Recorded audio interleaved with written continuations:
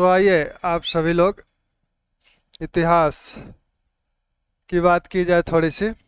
इतिहास में कल जो बात हुई थी वो हम लोगों ने बंग भंग आंदोलन को शुरू किया था। बंगाल विभाजन की बात शुरू की गई थी और बंगाल विभाजन में जो बात थोड़ी सी कुछ बातें हुई थी बंगाल विभाजन की, तो उसमें ये देखा गया था कि बंगाल विभाजन क्यों आवश्यक था, सरकार विभाजन का क्या कारण मान रही थी और वास्तविक कारण क्या थे, यानी औपचारिक कारण क्या बताया गया था और वास्तविक कारण क्या बताया गया था। यह बात हम लोगों ने देखी थी। बंगाल को दो भाग में विभाजित किया गया, एक पश्चिमी बंगाल वाला क्षेत्र और एक पूर्वी बंगाल।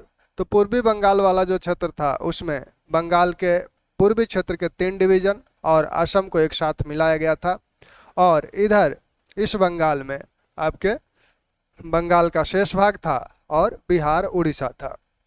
तो ये बंगाल का विभाजन था। जनसंख्या हम लोगों ने देख ली थी।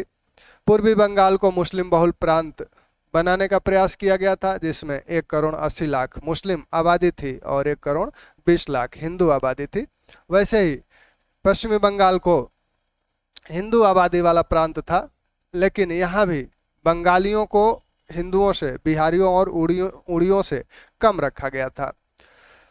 फिर हम लोगों ने देखा था कि यह जो बात कही गई थी 7 जुलाई को, सरकार ने जो बात कही थी, सरकार ने 7 जुलाई को यह स्पष्ट किया था कि हाँ, संशोधित प्रस्ताव है। बंगाल विभाजन 1903 में जो बात शुरू की गई थी वो अभी भी जीवित है और वो बंगाल विभाजन सरकार करेगी।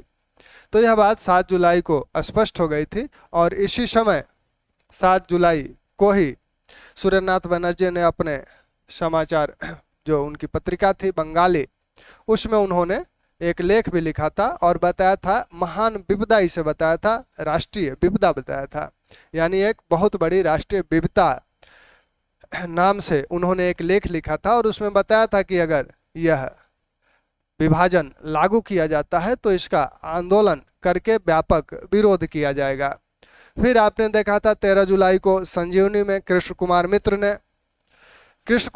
ने इस समय बहिष्कार की बात की थी, बायकाट की बात की थी और साथ में यह भी कहा था कि शोक दिवस की भी बात की थी, शोक मनाने की भी बात की थी। और फिर आपने देखा था कि रविन्द्रनाथ टैगोर ने जो विभाजन का दिवस था 1 सितंबर 1905 को, सरकार ने जो कहा था कि 16 अक्टूबर को यह विभाजन प्रभावी हो जाएगा, तो उन्होंने कहा था कि जिस दिन प्रभावी होगा उस दिन हम लोग राखी दिवस के रूप में मनाएंगे। रक्षा दिवस के रूप में राखी बांधकर एक दूसरे की कलाइयों पर इससे बंधुता प्रदर्शित करेंगे, अपनी एकजुटता प्रदर्शित करेंगे। इस तरह का आह्वान रविन्द्रनाथ टैगोर ने एक सार्वजनिक पत्र लेकर जनता से किया था और जनता ने उसे अपनाया भी था। 16 अक्टूबर को आपने देखा कि बंगाल के सभी लोग गंगा स्नान किए सुबह और गंगा स्नान करके वंदे मातरम गाते हुए जो मिलता था जहां उसके राखों पे, उसके कलाइयों पे राखी बांधते थे, एकजुटता प्रदर्शित करते थे। उस दिन लोगों ने उपवास रखा और शोक के रूप में भी मनाया। जो एक सभा हुई थी 7 अगस्त की, 7 अगस्त 1905 को, जो कलकत्ता के टाउन हॉल में एक सभा आयोजित हुई थी, जिसके इतने लोग आ गए कि 3 सभाएं करनी पड़ी थी। और उसमें देखा था आपने कि अंदर हाल वाली सभा के जो अध्यक्ष थे मुनिंद चंद नंदी को अध्यक्ष बनाया गया था। तो ये थोड़े से कुछ बंगाल विभाजन के विषय में अभी कुछ बातें थी। कुछ इसमें अभी तक के जो तथ्य हैं उनको ध्यान रखिएगा, क्योंकि ये तथ्य बार बार पूछे जाते हैं और बंगाल विभाजन से अक्सर प्रश्न बनता रहता है। इसलिए बनता है क्योंकि यहाँ देखिए, प्रश्न बनने का भी यहाँ भी एक कारण है। हालांकि पूरे राष्ट्रीय आंदोलन महत्वपूर्ण है, राष्ट्रीय आंदोलन का एक एक दिन महत्वपूर्ण है, लेकिन यह आपका टर्निंग पॉइंट साबित हो रहा है राष्ट्रीय आंदोलन में। अभी तक जो आंदोलन चल रहा था वो वार्षिक सम्मेलनों तक सीमित था और यह जो आंदोलन चल रहा है अब वो आंदोलन का रूप धारण कर लिया। सम्मेलन से सिर्फ सम्मेलन पर ही निर्भरता नहीं है, बल्कि यह आंदोलन बहिष्कार की बात करता है और यहीं पर सत्याग्रह की बात की जाने लगती है।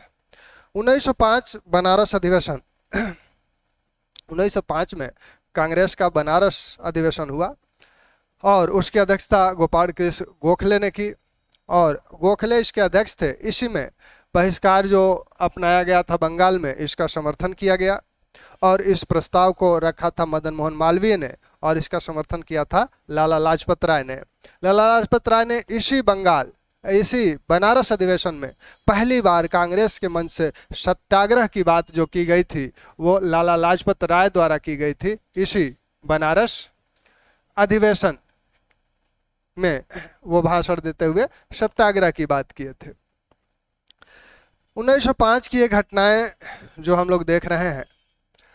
अब बहिष्कार किसका करना है, बायकॉट किसका करना है, तो जो दो धाराएं इसमें दिख रही हैं। एक जो उग्रपंथी धारा जिसे हम लोग कहते हैं, उस उग्रपंथी धारा में हम लोग देखते हैं कि अरविंद घोष हैं, तिलक हैं, बिपिन चंद्र पाल हैं, और उदारवादी जो राष्ट्रवादी हैं उसमें आपके दादा भाई नौरोजी, गोपाल कृष्ण गोखले, फिरोज शाह मेहता, ये लोग हैं, भूपेंद्र बसु जैसे लोग हैं।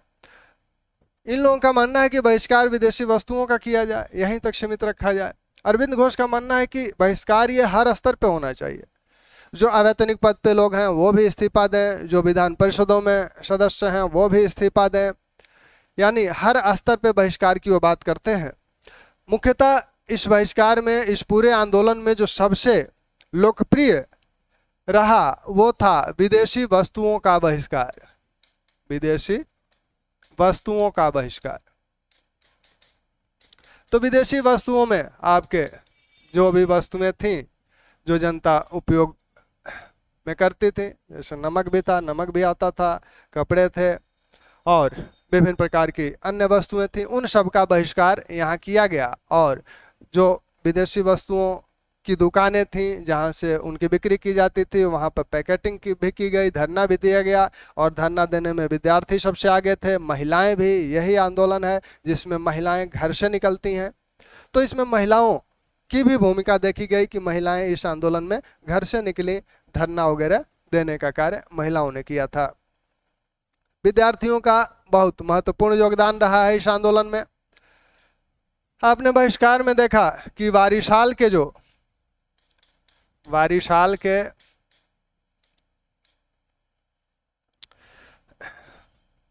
रसोइये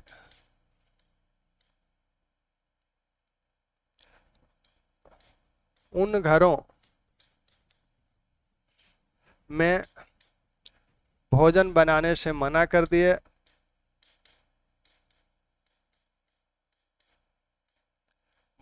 दिए,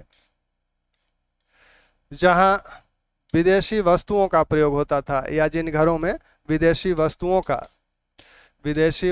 का प्रयोग होता था।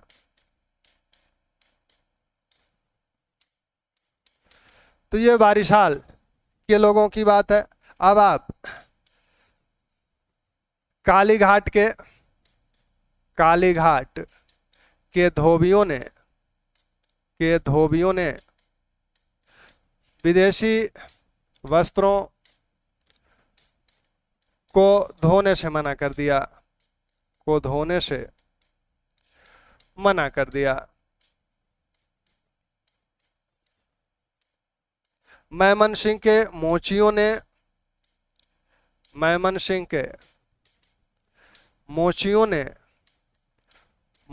ने विदेशी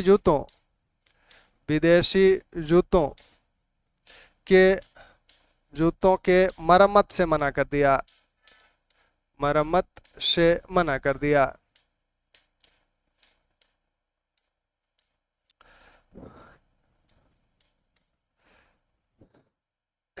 पंडितों ने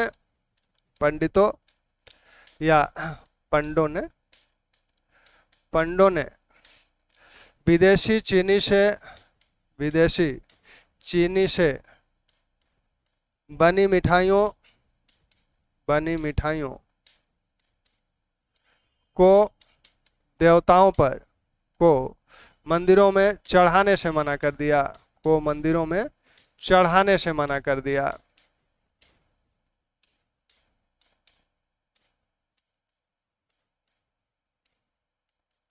तो ये आप देख रहे हैं कि ये बहिष्कार किस स्तर पे है कि ये लोग भी इतने संवेदनशील हैं इस बहिष्कार को लेकर कि बारिशाल के जो रसोइये हैं वो लोग भोजन बनाने से मना कर दिए। जहां जिन घरों में विदेशी वस्तुओं का प्रयोग होता था, कालीघाट के धोबियों ने विदेशी वस्त्रों को धोने से मना कर दिया। मैमनसिंह के मोचियों ने विदेशी जूतों की मरम्मत करने से मना कर दिया। पंडितों और पंडों ने विदेशी चीनी से बनी हुई मिठाइयों को मंदिरों में चढ़ाने से मना कर दिया। तो बहिष्कार का स्तर इसी से अंदाजा लगता है कि वह जन जन में कितना व्याप्त हो गया है, जनता ने इसे किस तरह से आत्मसात किया था। बारिशाल में करजन का पुतला जलाया गया था। यही नहीं, चंदनगर की जो फ्रांसीसी बस्ती थी वहां पर फ्रांसीसी बस्ती में भी बहिष्कार को लेकर सभा हुई, जिसमें सुरेंद्रनाथ बनर्जी भी भाग लिए। सुरेंद्रनाथ बनर्जी भी भाग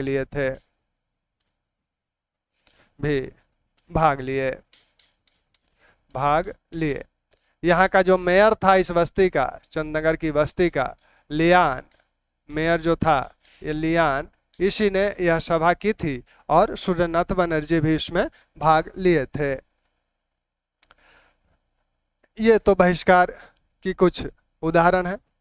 अब विद्यार्थियों का जो आंदोलन है, विद्यार्थी जिस तरह से सक्रिय है इस आंदोलन में, आपने देखा था कि 13 जुलाई को संजीवनी में ये बात छपती है बहिष्कार की बात, और 17 जुलाई को कलकत्ता के विद्यार्थियों ने, कलकत्ता विश्वविद्यालय के छात्रों ने एक सभा करके यह प्रण किया था बहिष्कार करने का। फिर जब 10 अक्टूबर 1905 को एक सर्कुलर बंगाल सरकार ने जारी किया था, और वह सर्कुलर सभी जिलाधिकारियों को जारी किया गया था। सर्कुलर का हिंदी होता है परिपत्र।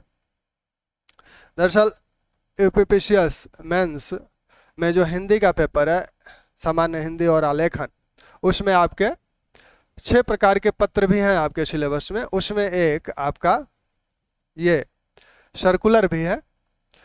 तो ये सर्कुलर भी सरकारी पत्र, कई पत्र हैं उसमें, जैसे कार्यालय ज्ञाप है, अधिसूचना है, सरकारी पत्र है, अर्ध सरकारी पत्र है, ये आपका सर्कुलर है। तो सरकारी पत्र जहां किसी एक व्यक्ति को जारी होता है, वहीं सर्कुलर एक ही पत्र होता है और एक साथ ही कई लोगों को वो जारी होता है। जैसे जिलाधिकारियों को जारी करना है, कई जिले के जिलाधिकारियों को जारी करना है, या सभी जिले को जिलाधिकारियों को जारी करना है, तो उसमें आप वही सर्कुलर ही जारी होता है। तो सर्कुलर, यही सर्कुलर जारी हुआ था किसके नाम? जिलाधिकारियों के नाम। जिलाधिकारियों के नाम यह सर्कुलर जारी हुआ था, और इसमें यह कहा गया था कि जिलाधिकारी अपने क्षेत्र, उनके क्षेत्र में जो कॉलेजेस हैं, उन कॉलेजेस के प्रधानाचार्यों से यह सुनिश्चित करें कि उनके छात्र इस आंदोलन में भाग न लें।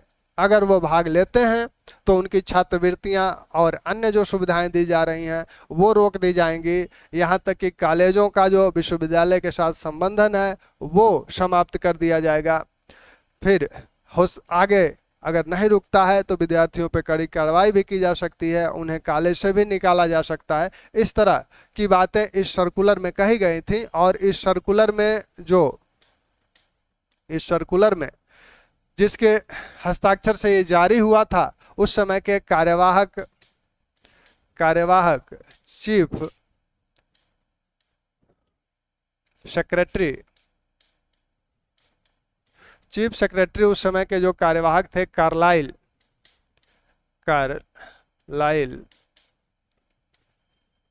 या कार्लाइल जो चीफ सेक्रेटरी थे, उनके हस्ताक्षर से ये जारी हुआ था सर्कुलर। तो इसीलिए इसको क्या कहा गया, इसको नाम दे दिया गया कार्लाइल सर्कुलर। कार्लाइल सर्कुलर ये इसका नाम पड़ गया।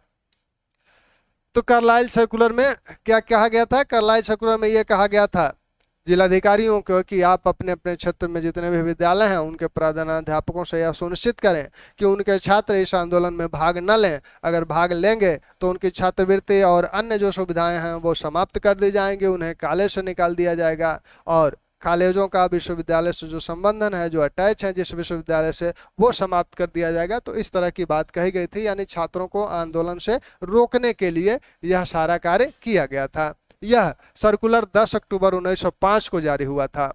24 अक्टूबर 1905 को एक सभा हुई अब्दुल रसूल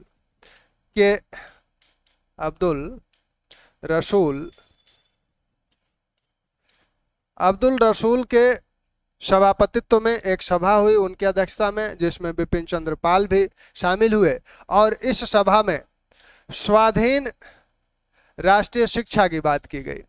स्वाधीन राष्ट्रीय शिक्षा का नारा बुलंद किया गया, यानी शिक्षा पे जो निर्भरता है हमारी ब्रिटिश सरकार पर, वह निर्भरता ना हो, हम लोग शिक्षा का प्रबंधन स्वयं करें। तो स्वाधीन राष्ट्रीय शिक्षा का नारा इस पहली बार अगर देखा जाए पूरे घटनाक्रम में, तो पहली बार जो आह्वान किया गया था इसी सभा में किया गया था और इसमें बिपिन चंद्र पाल भी शामिल थे। बिपिन चंद्र पाल।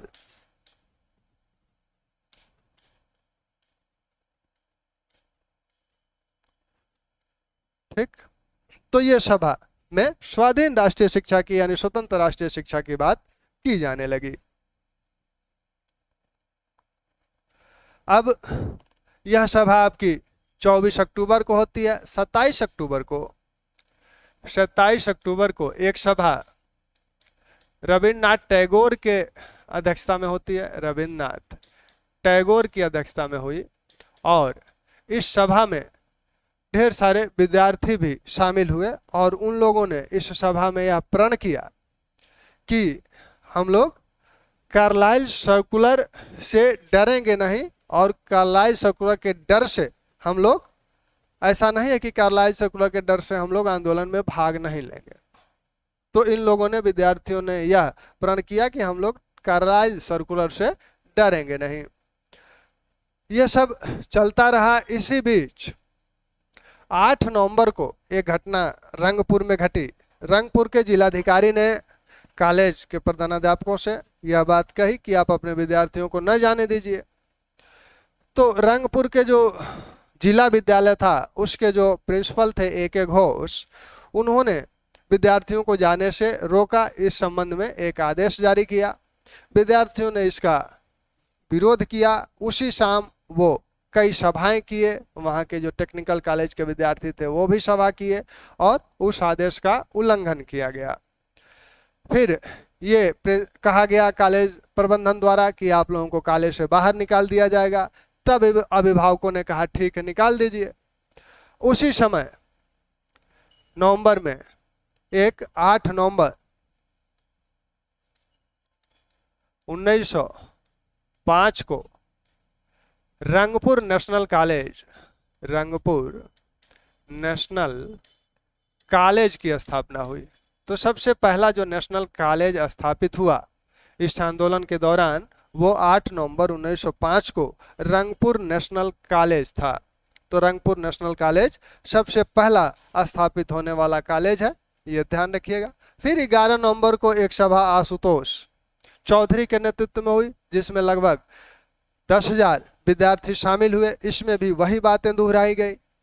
फिर एक सभा आपको 16 नवंबर 1905 को हुई और इस सभा में बंगाल के जितने भी बुद्धिजीवी हैं वो सभी सभा में मौजूद थे। रविन्द्रनाथ टैगोर हों, चित्तरंजन दास हों, सुरेंद्रनाथ बनर्जी हों, आशुतोष मुखर्जी हों, सतीश चंद्र मुखर्जी हों, भूपेंद्र बसु हों, मनमोहन घोष हों, लाल मोहन घोष हों, सभी इस सभा में उपस्थित थे। एक ऐसी सभा जिसमें इतने सारे बुद्धिजीवी एक साथ उपस्थित हो, पहली ये सभा थी। और इसी सभा में यह तय किया गया कि एक राष्ट्रीय शिक्षा समिति बने। एक राष्ट्रीय शिक्षा समिति बनाने की बात इसी सभा में तय की गई। वह क्या करेगी? साहित्य, विज्ञान और तकनीक संबंधी शिक्षा का प्रबंधन करेगी। और वो शिक्षा कैसे दी जाएगी? कॉलेजों आदि की स्थापना, उनके प्रबंधन, उनके पाठ्यक्रम आदि को निर्धारित करने का काम यह समिति करेगी। तो इस 16 नवंबर 1905 वाली सभा में राष्ट्रीय शिक्षा समिति की बात की गई। राष्ट्रीय शिक्षा समिति की बात की गई। 25 जुलाई 1906 को बंगाल टेक्निकल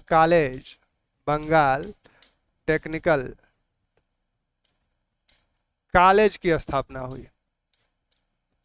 और 14 अगस्त 1906 को नेशनल बंगाल कॉलेज की स्थापना हुई। तो नेशनल कॉलेज की स्थापना आपकी 14 अगस्त को ही। इसके पहले ही यह जो आपका टेक्निकल कॉलेज था यह स्थापित हो गया था। तो एक तरह से यह अब प्रक्रिया शुरू हो गई। और इसी 14 अगस्त के बाद राष्ट्रीय शिक्षा समिति का विघटन गुरुदास मुखर्जी के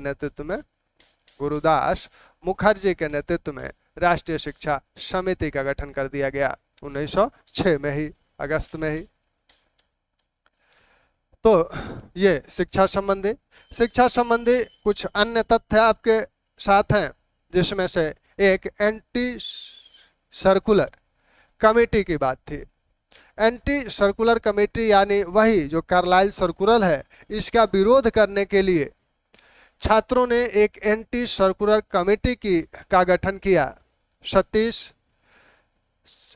सचिंद्र प्रसाद बसु के नेतृत्व में यह कमेटी स्थापित की गई। तो एंटी सर्कुलर कमेटी जो बनी, ये आपकी सचिंद्र प्रसाद बसु के नेतृत्व में बनी। और बंगाल में एक सोसाइटी थी, डान सोसाइटी भी कार्य कर रही थी, छात्रों से जुड़ी हुई ये सोसाइटी थी। दरअसल इसका गठन 1902 में हुआ था, जब विश्वविद्यालय आयोग जो करजन द्वारा विश्वविद्यालय आयोग जो गठित किया गया था रैले की अध्यक्षता में। तो रैले की अध्यक्षता में जो विश्वविद्यालय आयोग गठित किया गया था, उस आयोग में ये कहा गया, उस आयोग में विभिन्न प्रकार के बंधन लगाए गए थे। तो उसके खिलाफ डान सोसाइटी का गठन हुआ था। और डान सोसाइटी में जो बातें कही गई थी, डान सोसाइटी में जो बातें कही गई थी, वो क्या बातें कही गई थी कि यह विश्वविद्यालय शिक्षा के पूरक शिक्षा के रूप में कार्य करेगा। विश्वविद्यालय शिक्षा के पूरक शिक्षा के रूप में यह कार्य करेगा। यानी विश्वविद्यालय में जिस प्रकार की शिक्षा विद्यार्थियों को नहीं दी जाती है, उस तरह की शिक्षा देने का कार्य हम लोग करेंगे। अब वो क्या नहीं दिया जाता था? राष्ट्रीयता की शिक्षा नहीं दी जाती है, नैतिकता की शिक्षा नहीं दी जाती है, भारतीय संस्कृति की शिक्षा नहीं दी जाती है। तो उसको जो है देने का कार्य यहाँ डांस सोसाइटी कर रही है। यानी डांस सोसाइटी का मुख्य उद्देश्य क्या है? विद्यार्थियों को नैतिक शिक्षा देना, उनको राष्ट्रीयता की शिक्षा देना, उनको भारतीय संस्कृति के विषय में बताना। तो ये कार्य डांस सोसाइटी कर रही थी पहले से। अब वो भी इस आंदोलन में विद्यार्थियों का संगठन है ही, तो स्वाभाविक रूप से इस आंदोलन में भी वो साथ आएगी। और इसकी अध्यक्षता, इसके जो नेतृत्व करता है, इसके जो सचिव हैं और मुख्यतः जो नेतृत्व करता है सतीश चंद्र मुखर्जी इसके नेतृत्व करता है। तो 3 नाम आपको यहाँ मिले, गुरुदास मुखर्जी, सतीश चंद्र मुखर्जी, सचिंद्र प्रसाद बसु। ये सारे विद्यार्थियों के संगठनों से जुड़े हुए नाम हैं। अब तो विद्यार्थियों से संबंधित बातें जो बंगाल विभाजन के संदर्भ में महत्वपूर्ण है वो पूरी हुई। अब बंगाल विभाजन में क्या देखा जाता है? बंगाल विभाजन में जो अन्य चीजें देखने को मिल रही हैं कि यहाँ स्वयंसेवी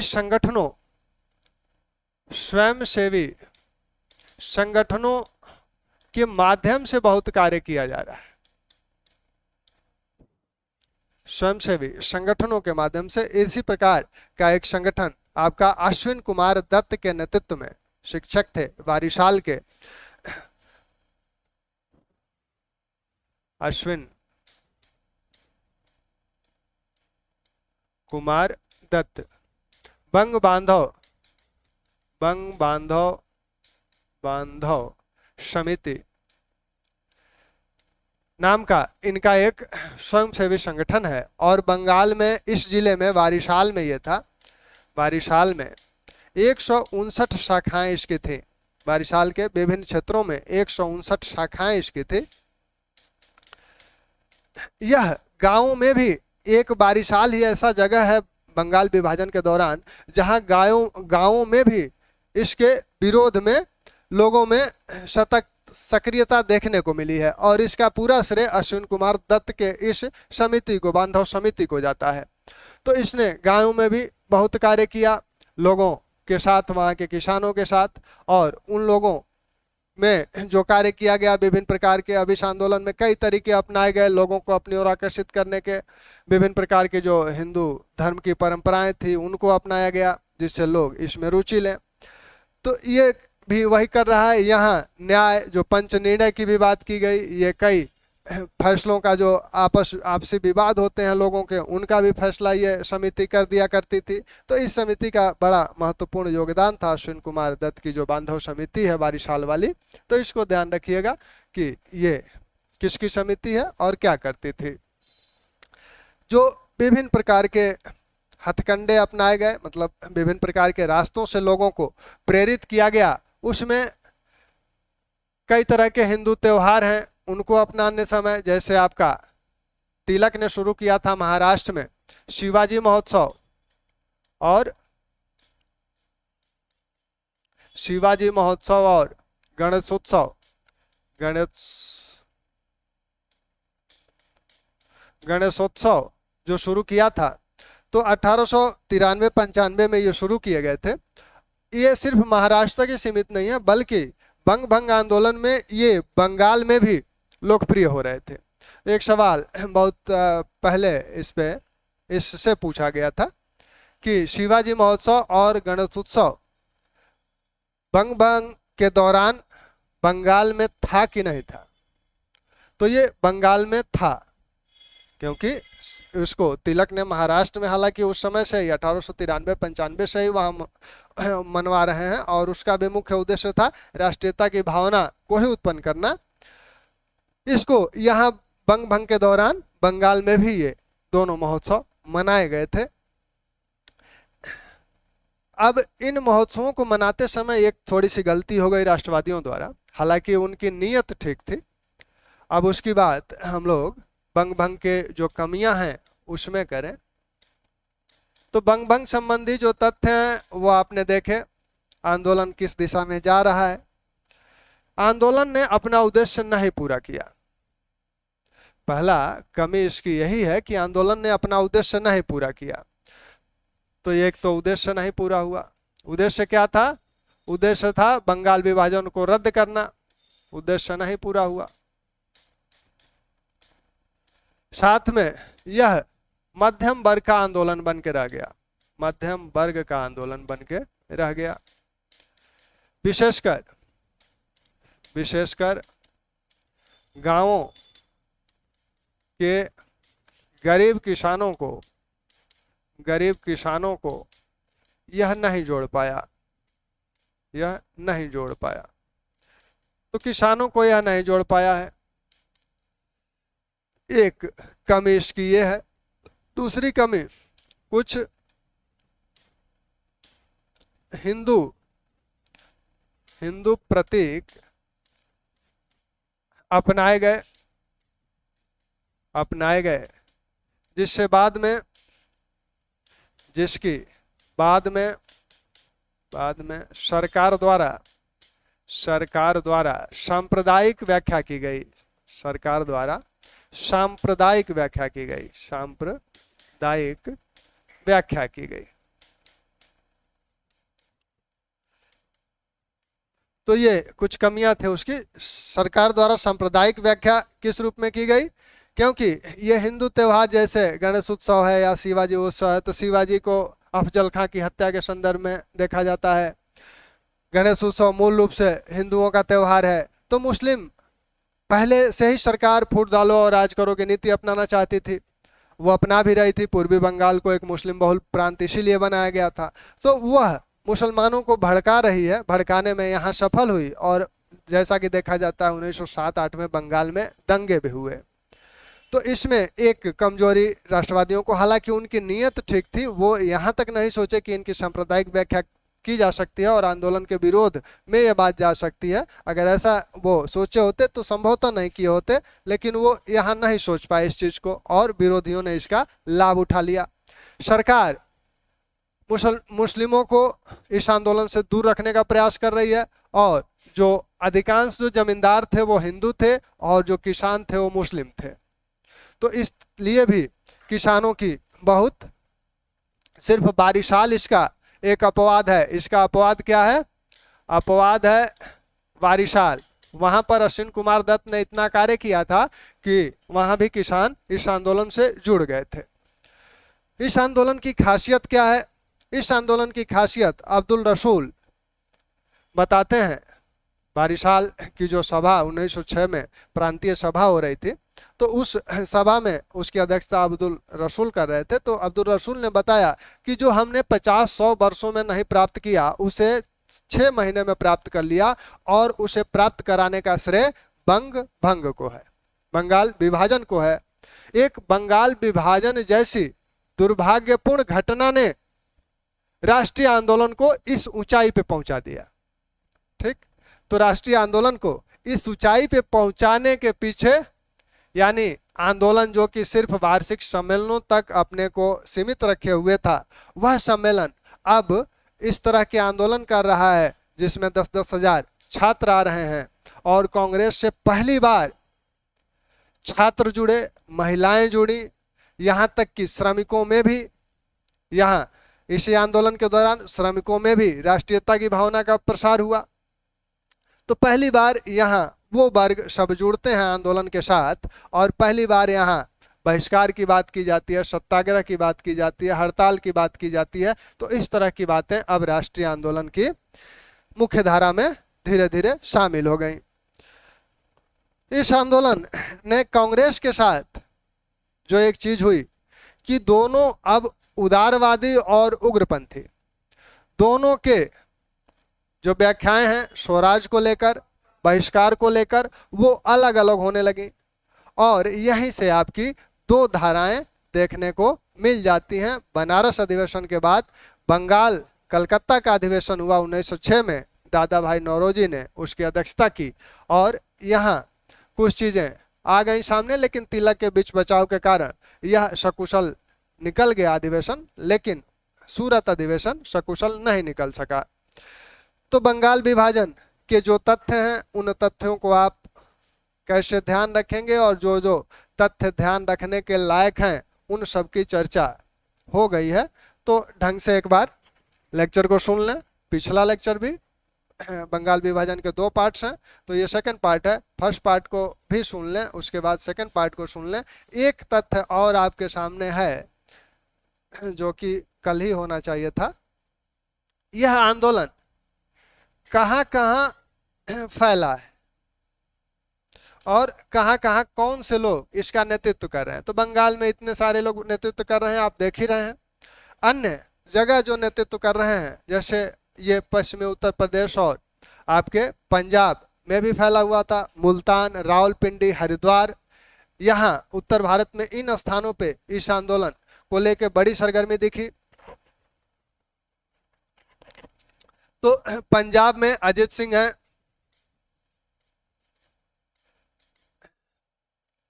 आपके लाला लाजपत राय हैं, गंगाराम है, श्रद्धाराम है, श्रद्धा। ये रावलपिंडी में सक्रियता, उत्तर भारत में रावलपिंडी, हरिद्वार, मुल्तान में सक्रियता देखी गई। तमिलनाडु में चिदम्बरम पिल्ले,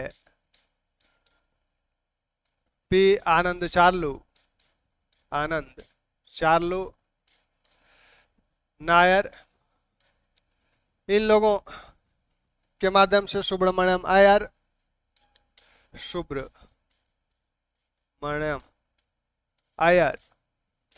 यहाँ सक्रिय थे। महाराष्ट्र में आप देख ही रहे हैं, तिलक हैं, महाराष्ट्र में तिलक हैं, इनकी पुत्री श्रीमती केतकर हैं। एक और महिला जोशी, ए बी जोशी थी। तो ये महाराष्ट्र में ये लोग सक्रिय हैं।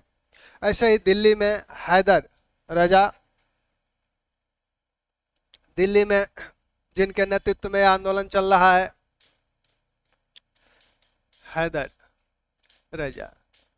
तो ये नाम बार बार पूछा जाता है, तो थोड़ा सा ध्यान रखिएगा। और तमिलनाडु के ये नाम पूछे जा सकते हैं, तो इन तमिलनाडु के नामों का ध्यान रखिएगा। पंजाब वाले नाम तो आप देख ही रहे हैं, जानते ही हैं। ये जो तमिलनाडु वाले नाम हैं, यही तमिलनाडु में यह आंदोलन बहुत सक्रिय होगा।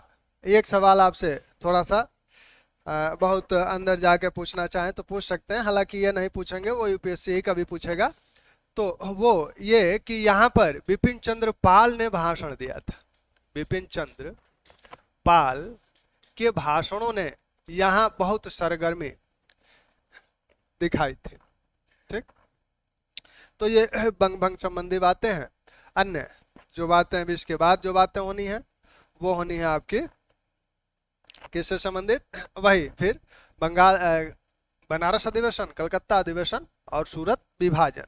तो एक चरण आपका राष्ट्रीय आंदोलन का यहाँ समाप्त हो जाएगा। ठीक, धन्यवाद।